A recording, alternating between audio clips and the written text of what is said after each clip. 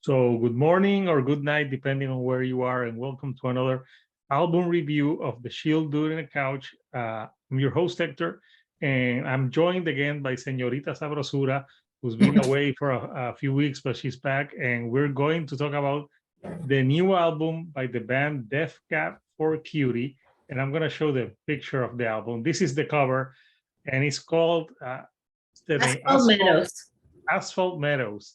Yes. And yeah, I don't know what an Asphalt Meadows is, uh, but yeah, this is the cover of the album. You have, I am assuming those are nuns looking at that village, and because there's no logo, it doesn't say the name or anything. But yeah, it's a cool cover. So what we're gonna do is like we're gonna say what our first impressions of the album were. Then we're gonna talk about our favorite tracks, and after that, we'll give our final thoughts and give it a rating for the album. So, Señorita Sabrosura, will you start us off? So, what were your first impression of new Death Cab for Cutie album? Well, first of all, good night. I hope you're doing well. And um, when I first listened to the single, I was very curious because it sounds like That Cat for Cutie, but at the same time sounds new. Asphalt Meadows is their 10th studio album, but it also marks the 25th years of the band making music. So it's been a band that has been for that long making music. And the singer, Ben Giver, he has a very distinct voice. But musically and lyrically, this album sounds like very fresh, more mature. It feels modern, but without losing their essence. For me, it felt like they're not afraid of trying new things and push themselves into new territory. So I really like it. Like just with the first listen of the whole album, like I listened to the singles first and I like them. They're different from what they've done before. But the whole album, like I listen it and I like it. Yeah, no, it's a good album. And is that Bill Murray? Yes, it's my new. I'm like looking, I'm like, yeah, no. So, yeah, no. First listen, I like the album. I think the album has a good balance between slower songs and a little bit more upbeat songs, and they Yes. place them well together. So I thought that they were good. I think the album is pretty emotional. Mm-hmm. So for people who are passing through bad times or something, like it can be relatable. Uh, but yes, but first impression, yeah, I liked it. I think the singles were "Here to Forever."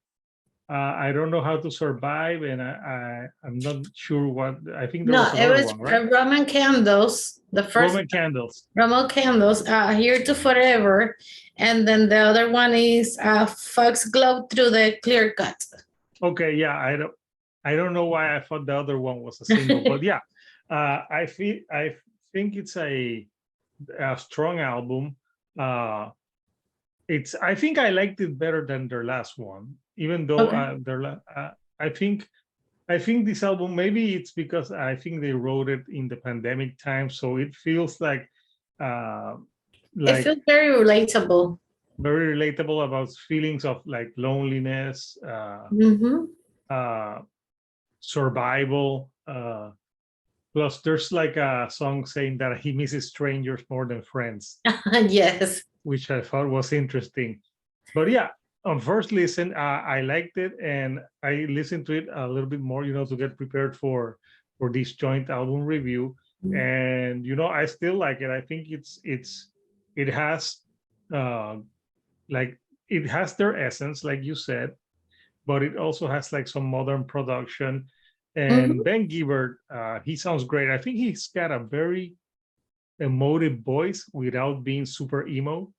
I, Yeah, I don't he doesn't sound like whiny or very emo, but very you can feel the emotion in his voice.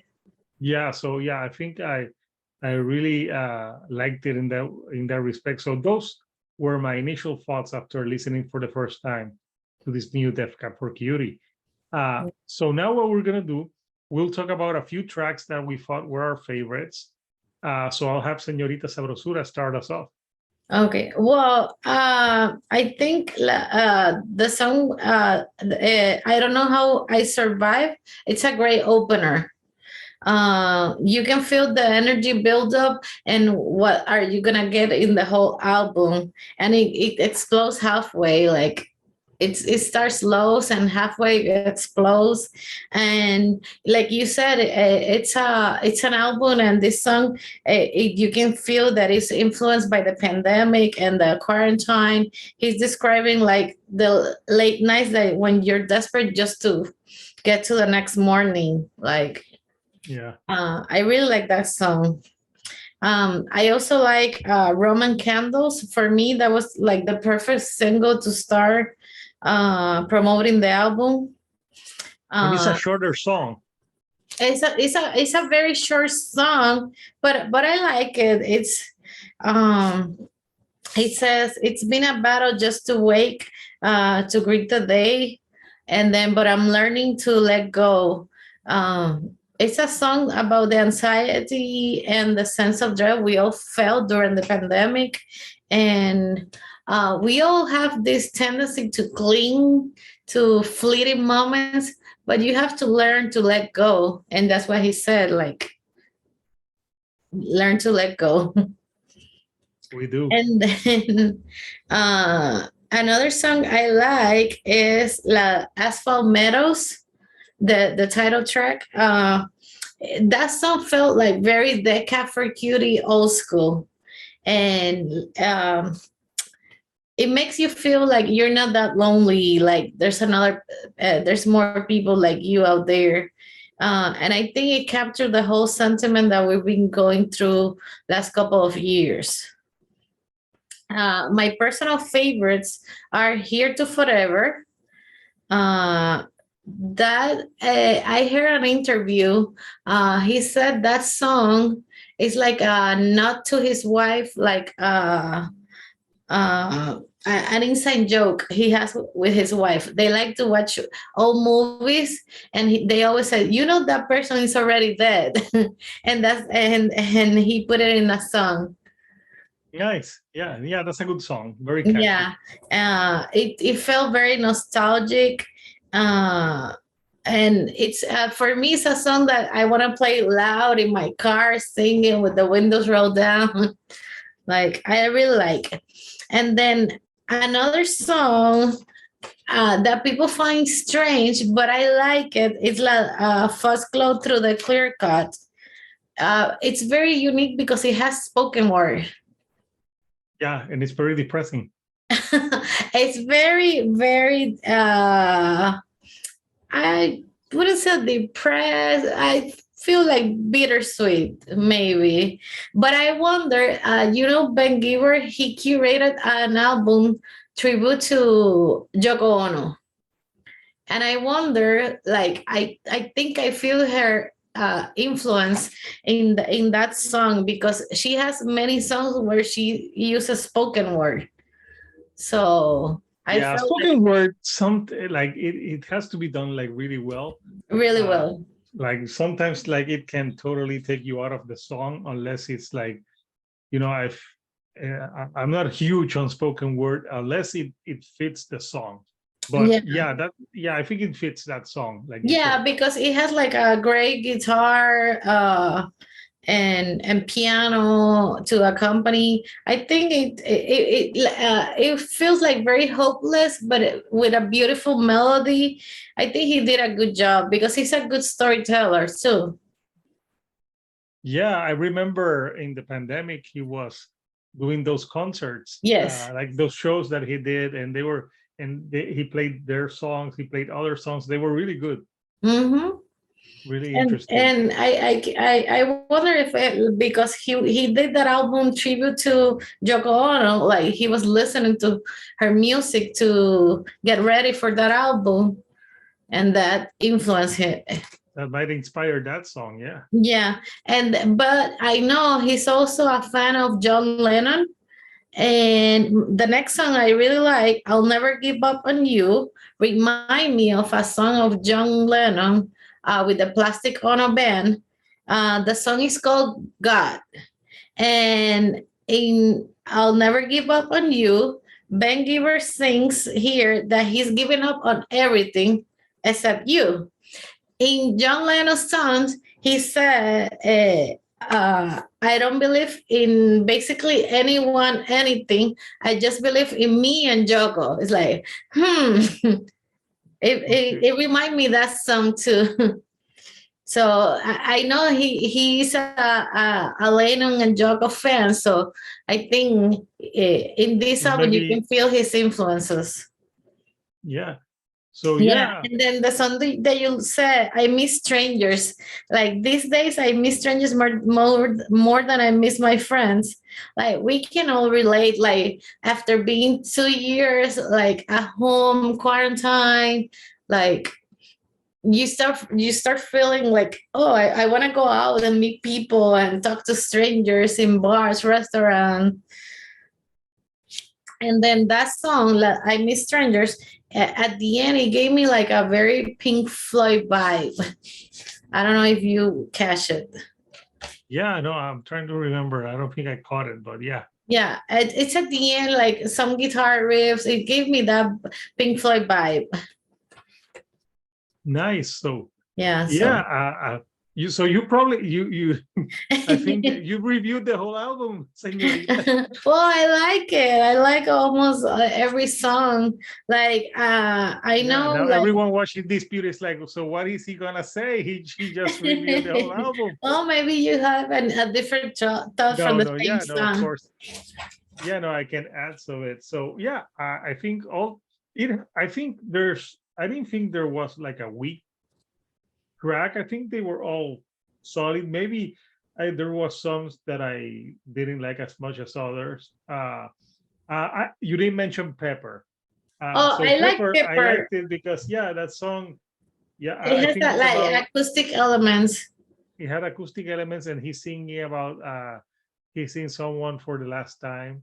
Uh, so yeah, it's bittersweet, and I think it's Yeah. relatable for a lot of people.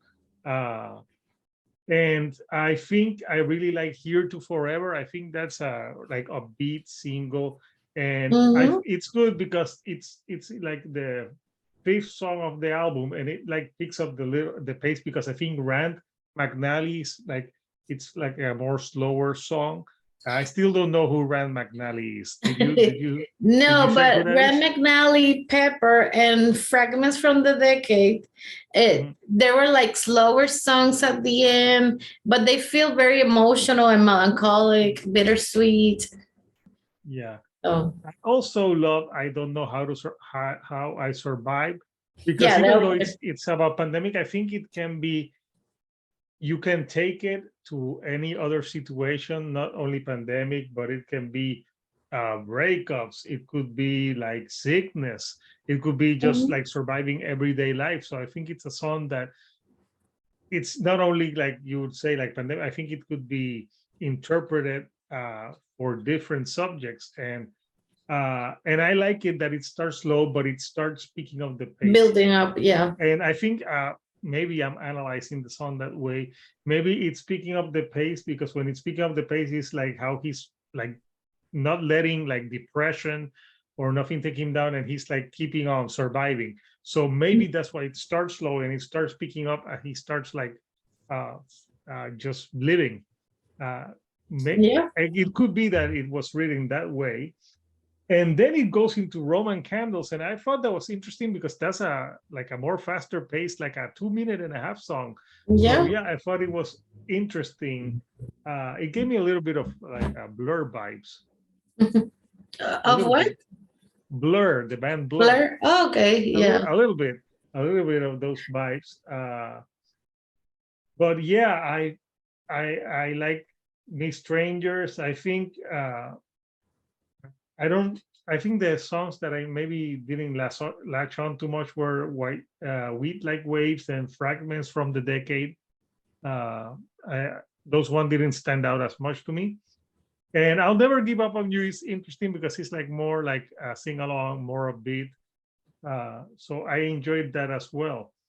But yeah, I think it's a good album. With I like how I think Ben Gibbard, Strong Susie, is like he's a good songwriter, and I Mhm. think Def Cab for Cutie has always been known for writing like good melodies and also pulling at the heartstrings. Yep. Uh, so I think they have more modern sounding on this one, but kept their essence.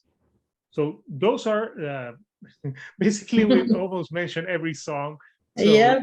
now It's we're gonna because go.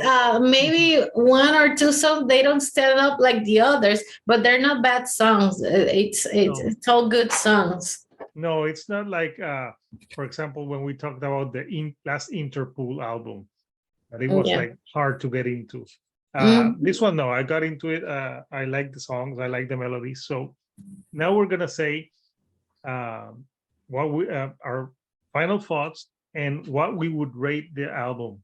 So I'm Señorita, start us off. Well, I think with this album, they reach a new level of maturity with the fresh sounds without compromising who they are. And it's a great mix of indie rock, 80s alternative, new wave influence, even electronic influences. And I think it's an album that is going to age well. So I have to give it a 9.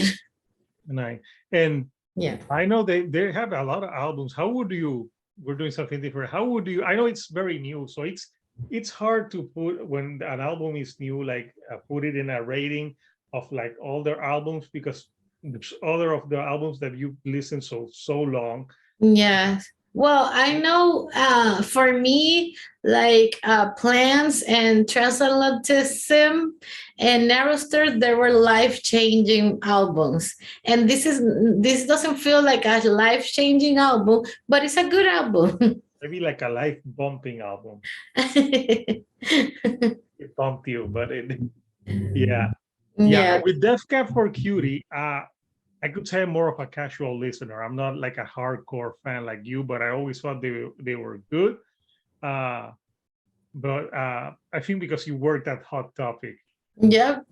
that's why you listen to it so much. Because a lot of people could say that they're a Hot Topic band. Big Yeah. fans, yeah, but Yeah. whatever. But yeah, like I think this album, uh, I liked it from the beginning. I really like uh, the the lyrics. I like the music. I like Ben Gibbard's voice, so I would give it a 9 out of 10. Also, I don't know how. Obviously, I would rate it in their discography, but I think yeah, it's a solid album, and I think if you like indie rock, alternative rock, more mellower stuff, uh, singer-songwriter things, you will enjoy this. So give this new Def Cab for Cutie Asphalt Meadows a try, and we want to know what you think. So comment, people. What are your favorite tracks from this album? Uh, did you like this album? You didn't like it. What do you think about Def Cab for Cutie as a band? And if you like the videos I'm putting out, give me a like, comment, subscribe. Also, you can follow Señorita Sabrosura. She also has a YouTube channel, and she's does more like short videos about rock in Spanish, but she's doing more stuff in English as well. And I think soon she'll do more things that have to do with cooking. So that would be interesting as well. So until next time, people, this is Hector, the Shield doing a couch, Señorita Sabrosura. and we'll see you right here on the couch. Thank you and good night.